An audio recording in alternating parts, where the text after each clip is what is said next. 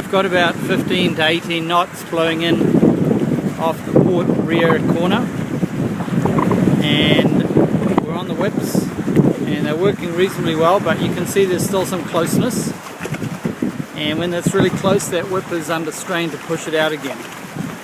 We've got two whip lines,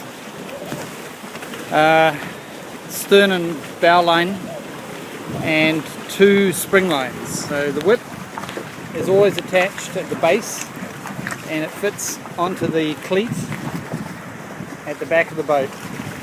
It just loops over, and then the steel thing, the metal part, is used to tighten it up. It did slip once, so it needs to be checked that it's always fairly tight. The second the second whip line is looped over the front cleat.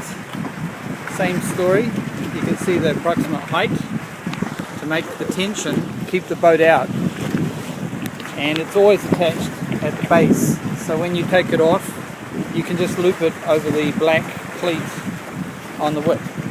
The spring lines are also attached to the deck, the dock at all times, so it's just looped down here, and there's a bowline loop over here which just loops over the midship cleat, and there's a forward spring line and a aft spring line, and they're two separate lines. They just loop over that cleat. They seem to stay there quite securely, and they're attached.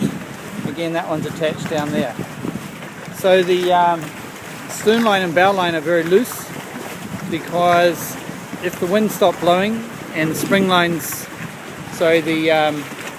whip lines did their job, then the spring lines would get tight and the bow and stern lines would still not be very tight. You don't want them tight at all, they're just security.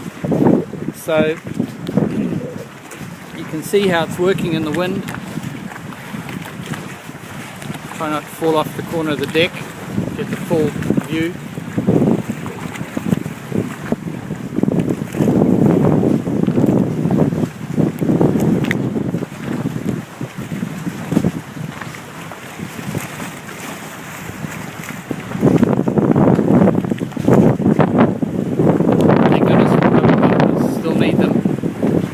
The gale, that was the westerly storm that came through, the boat was pretty much riding on the rubbers and the whip lines were ineffective, but no damage was done.